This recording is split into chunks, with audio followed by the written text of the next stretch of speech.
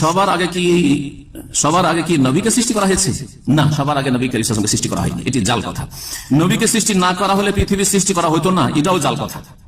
লাউলা কালামা খালাকুল আফলাক, এ নবী তুমি না হলে আসমান জমিন কিছু সৃষ্টি হতো না, এটি হচ্ছে জাল হাদিস, মিথ্যা হাদিস, মওদু।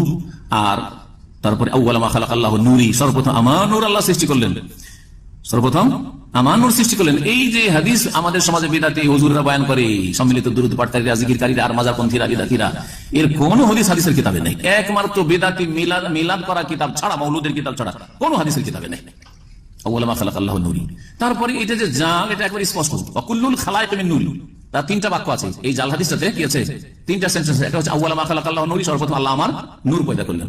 ওয়াকুল্লুল খালায়েক মিন নূর, আর তারপরে সমস্ত সৃষ্টিকে আল্লাহ পয়দা করলেন আমার নূর দিয়ে। সমস্ত সৃষ্টি যখন নবীর নূর দিয়ে পয়দা হলো, আর নবী কিসের? নূরের। তাহলে সমস্ত সৃষ্টি নূরের হলো কি হলো না? শুধু মানুষ না, আর মুসলিম না, সমস্ত সৃষ্টি কিসের পয়দা হলো?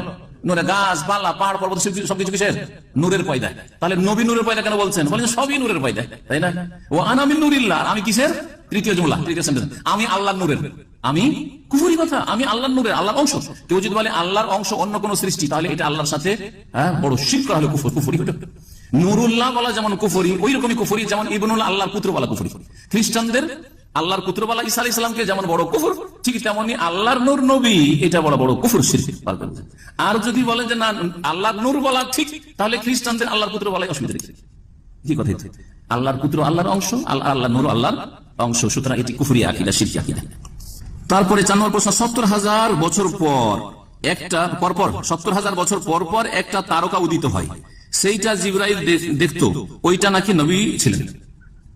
70,000 বছর পর পর একটা করে তারকা উদিত হয় আকাশে, আর সেই তারকাটা জিবরাইল বারবার করে দেখতেই থাকতেন। সেই তারকাটা কি? আচ্ছা, ওইটাই নবী সাল্লাল্লাহু আলাইহি ওয়াসাল্লাম সৃষ্টি হয়ে তারকা হয়েছে, তারকা ওখান থেকে নেমে এসেছে। জি, জাল কথা, মিথ্যা কথা, বানাওয়াট কথা। জি। তারপরে বলছেন যে এইটা নবীজি নিজে বলে গেছেন, এটা কতটুকু সত্য? একেবারে মিথ্যা কথা। নবী কারীম সাল্লাল্লাহু আলাইহি ওয়াসাল্লাম বলে গিয়ে থাকতো, ওই বেদাতি মোল্লাদের কোন হাদিস আছে বলুন? কোন জয়ীফ হাদিস নেই।